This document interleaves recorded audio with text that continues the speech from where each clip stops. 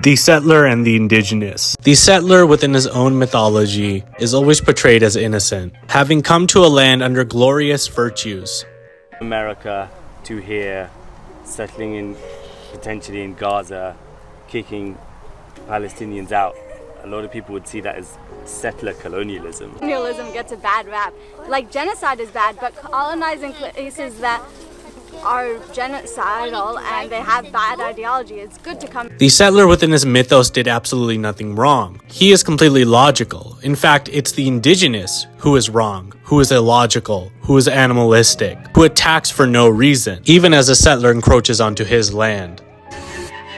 According to this Israeli professor's research, Israeli textbooks show Palestinians, or Arabs as they're called, as caricatures of primitive farmers, hordes of refugees, or they're masked and painted as terrorists. You cannot find one photograph of a human being who is a Palestinian. Rather than the logical machinations of a people fighting for their own survival against an oncoming onslaught of settlers, the settler, colonial, and indigenous dichotomy is presented as savages, attacking settlers for no rhyme and reason, and yet in reality it's the opposite.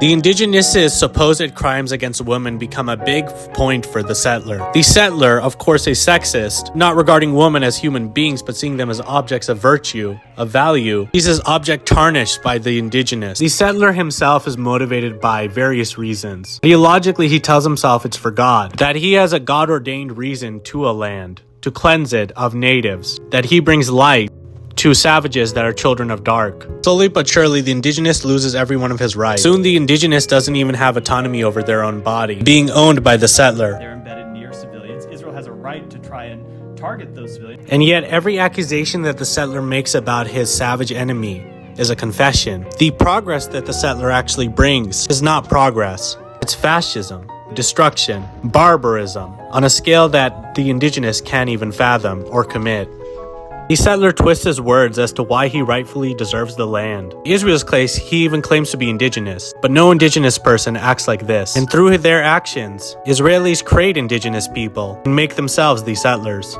To live like this, only a couple miles from people living like this, is to make yourself a settler, and the other an indigenous.